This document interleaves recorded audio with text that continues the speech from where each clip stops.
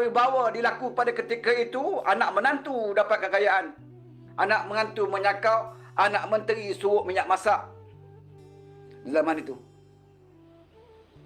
Mak jongkong, simpan jongkong dalam rumah.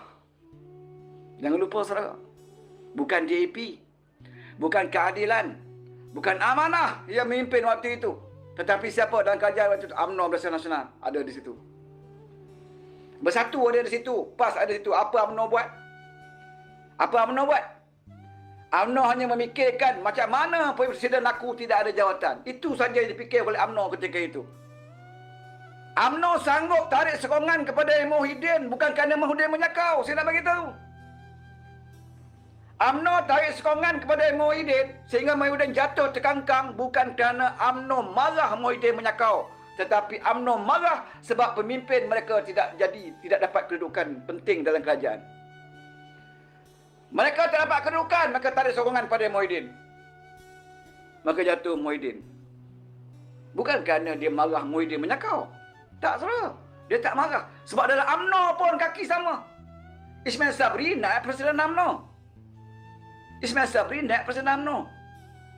Apa dia buat jadi Perdana Menteri, saudara? Jangan lupa kisah satu rumah kondo yang dipenuhi wang tunai dan juga jongkong. Hanya masa saja kita akan saksikan beberapa ekor pemimpin-pemimpin UMNO ini akan diseret ke mahkamah. Hari ini dia sibuk bangga ekor. Oh, dia kata Anwar kalau berucap sakau. Anwar, awak dah kerajaan lah. Jangan sebut dia sakau, tangkaplah. Dia kata kena betul. Ini cabaran dalam ceramah di Johor. Daripada siapa? Daripada Ketua Pemuda UMNO.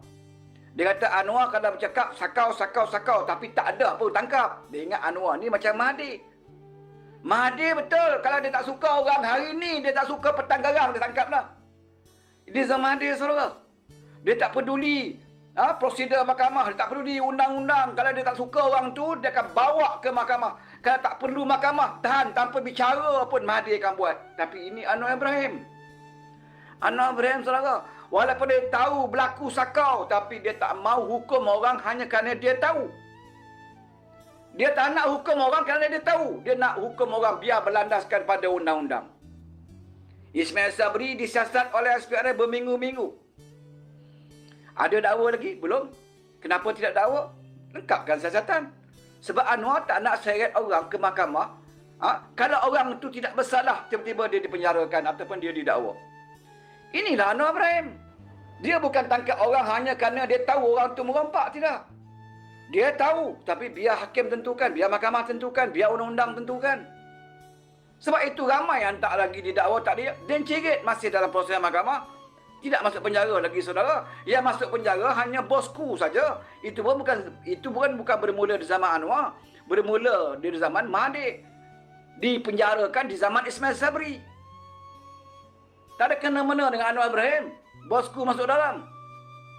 Tapi pemimpin UMNO maki hamun Anwar Ibrahim seolah-olah Anwar yang menyumbat bosku ke dalam.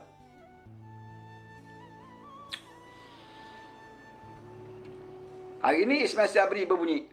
Baca kenyataan Ismail Sabri. Oh, dah lama dia mendiamkan diri. Selepas dia disiasat oleh SPRM, dia senyap je. Ini main jongkong ni. Senyap je. Kan? Senyap. Tapi hari ini berbunyi, saudara. Sebab apa dia bunyi? Sebab UMNO menang besar di Johor. Sebab tu saya katakan, pemimpin UMNO ini, kalau dia menang besar, dia lupa diri yang merompak, menyakau, bercakap, saudara. Sebelum ini, mana suara Ismail Sabri?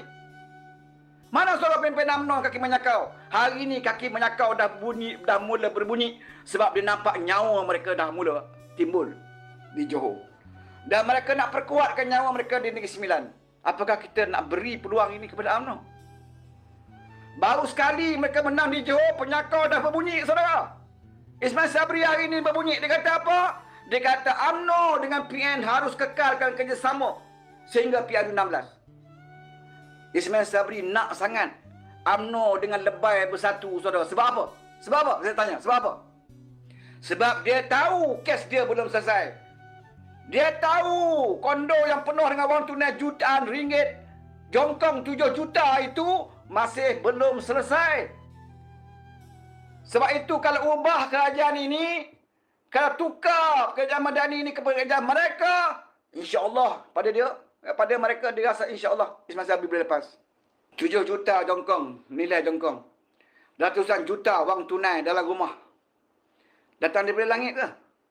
Ha? Datang daripada langit ke? Ataupun pemimpin DAP simpan? Siapa simpan, saudara? Siapa simpan? Saya tanya. Kalau rakyat nak tahu siapa yang menyakau jongkong 7 juta, hak rakyat, yang ketika itu rakyat dipaksa untuk makan dekat Bendera Putih, rakyat ketika itu dipaksa keluarkan Kabinet SP, mereka menyimpan jongkong 7 juta. Kalau rakyat nak tahu siapa penyakau dia, kekalkan kerajaan Malaysia Madani. Kekalkan kerajaan Madani ini, saudara.